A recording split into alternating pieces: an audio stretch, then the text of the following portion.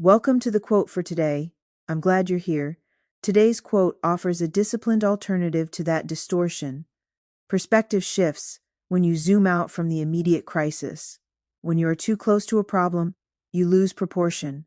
The emotional intensity of the moment magnifies consequences and minimizes options. Stress convinces you that this event defines everything. But most crises are situational, not structural. They are chapters, not the entire narrative.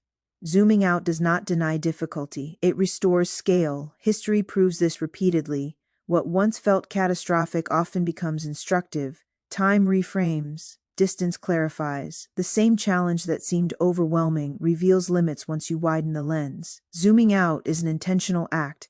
It requires you to ask better questions. Will this matter in a year? Is this problem permanent or temporary? What larger goal remains intact despite this setback?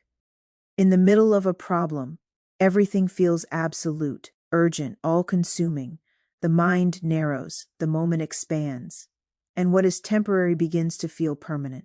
When you widen perspective, emotional intensity declines, solutions become visible. You shift from reaction to strategy. Here is one way to apply this today.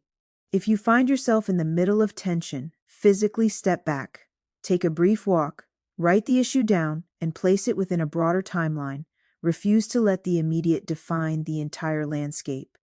Most storms pass, the structure remains, and here are two related thoughts to reflect on. Distance reveals proportion, and temporary pressure should not dictate permanent decisions. Until we meet again tomorrow, let's make it a great day.